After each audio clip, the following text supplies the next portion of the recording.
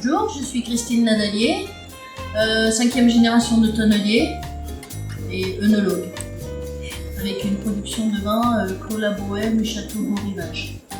Depuis quand vous travaillez dans le vin, vous êtes née là-dedans, mais vous vous êtes lancée après toute seule?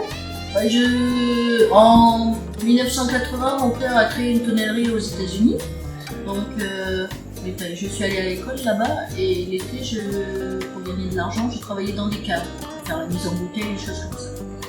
Et puis le métier d'œnologue m'a semblé plutôt intéressant et maintenant, je dirais, depuis que je suis œnologue, plutôt passionnant. Et aussi, donc, j'ai rejoint en tant qu'œnologue l'affaire familiale, tonnellerie Nadalier. Qu'est-ce que vous pouvez nous parler sur les tonneaux? Qu'est-ce qu'apporte un tonneau en vin?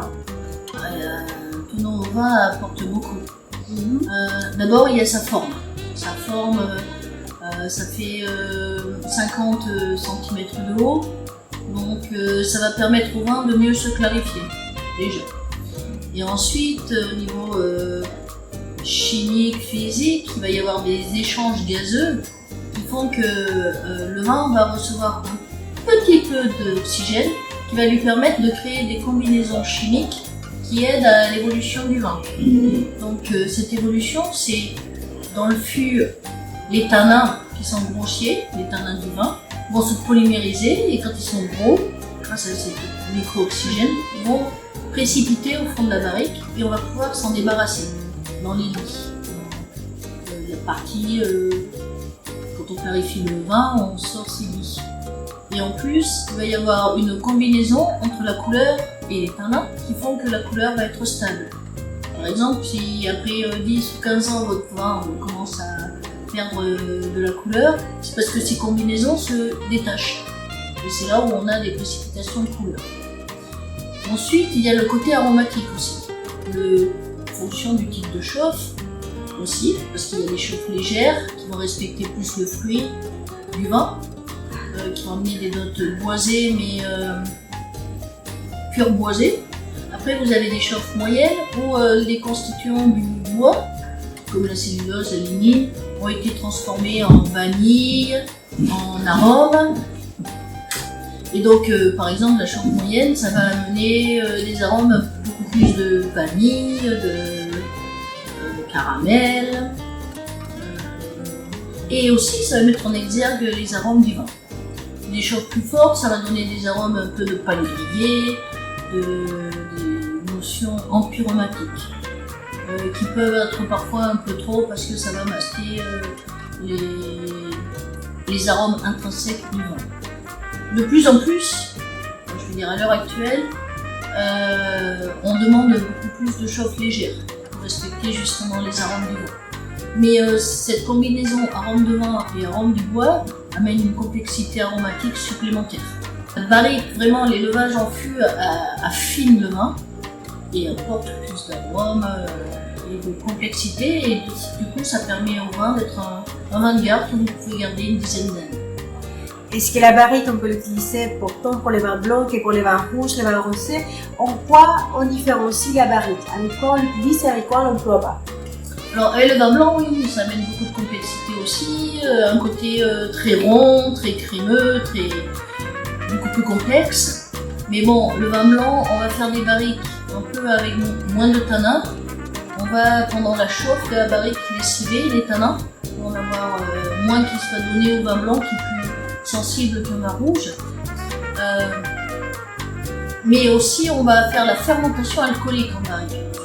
C'est pour éviter que le bois ne vienne masquer complètement le vin, que ça soit élevé, ça grandisse ensemble, que ça soit plus homogène.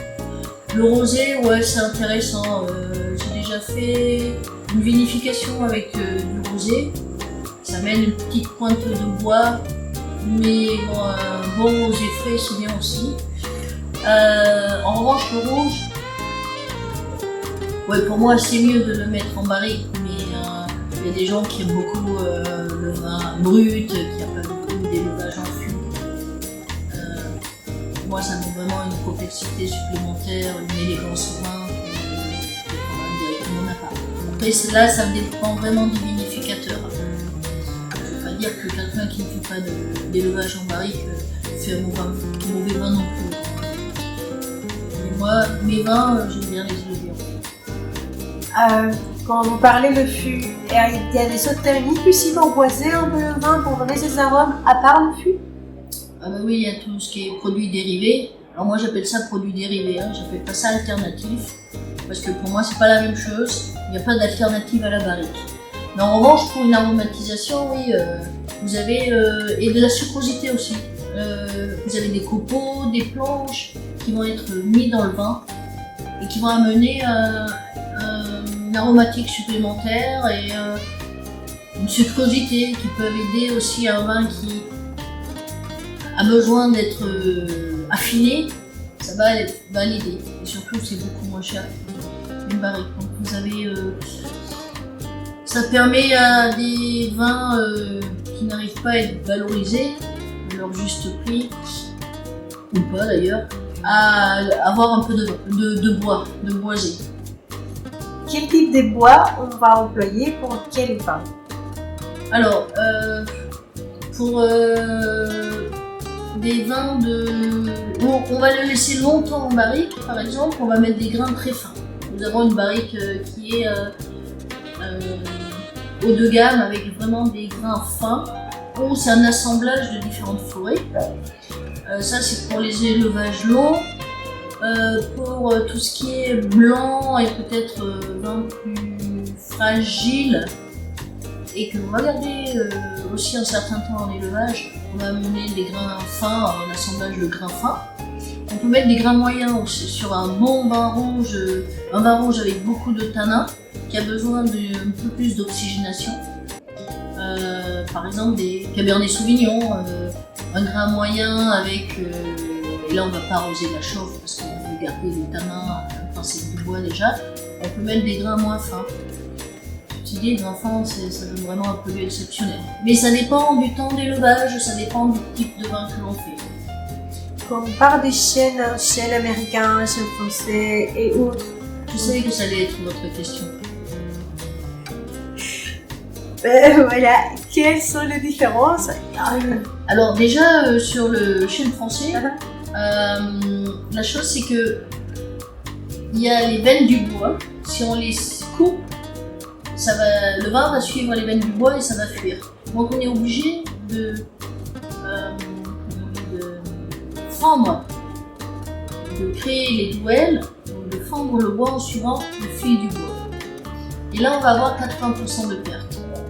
Il faut 5 mètres cubes de rondins pour faire 1 mètre cube de douelles, qui sont les planches destinées à la barrique. Alors que le chêne américain, ses veines elles sont bouchées par la tylose, on appelle ça, et du coup ça va pas fuir, on peut le scier et on n'aura que 30% de perte. Ça déjà au niveau fabrication, c'est important. Après au niveau aromatique, je veux dire que le chêne français est plus complexe. Il est moins... le chêne américain va vous donner des arômes de cèdre, de vanille, parfois de noix de coco très marqués. Alors que le chêne français, ses arômes sont beaucoup plus subtils. Mais encore une fois, c'est la cuisine que l'on veut faire. Si on veut marquer un peu un vin, mais sans avoir un gros parc de barriques, on peut prendre 10% de chêne américain et après on va l'assembler à du vin en cube ou en barrique d'occasion ou amener une note aussi plus exotique, un assemblage de vins issus de chêne français. Il y a tout un nombre infini de recettes que l'on peut faire. Et les barriques, que ce soit américaines ou françaises, combien de fois on peut les utiliser dans la vinification? Alors pour l'élevage, on peut les utiliser autant de temps que l'on veut. Mais après, vous risquez de bien les entretenir. Il comme le bois est poreux à l'intérieur et puis qu'il y a du vin, ça peut devenir du vinaigre, il peut y avoir un développement de micro-organismes. Donc, on essaie de limiter le temps et surtout de bien les entretenir. La recette la plus générale qui se fait, c'est un tiers. On va renouveler son parc à barrique un tiers tous les ans. Donc, vous allez avoir 30% de bois neuf, 33% de bois d'un an, donc qui aura été utilisé qu'une seule fois, et 33% d'un bois de 2 ans, ou 2. Parfait. Et vous êtes vigneronne en même temps, à part de travailler dans les tonneaux. Qu'est-ce que vous pensez de millésime 2018 ? Il a l'air bon. Alors, je suis vigneronne, effectivement, mais cette année, j'ai malheureusement grêlé à 100%. Ah oui. Donc, j'ai fait 12 hectolitres de vin. Je pense que c'est un super millésime, d'après ce que j'ai goûté, mais j'ai pas pu en profiter. Ah, c'est triste. Bon, merci beaucoup pour le petit interview. C'était vraiment un plaisir. Merci.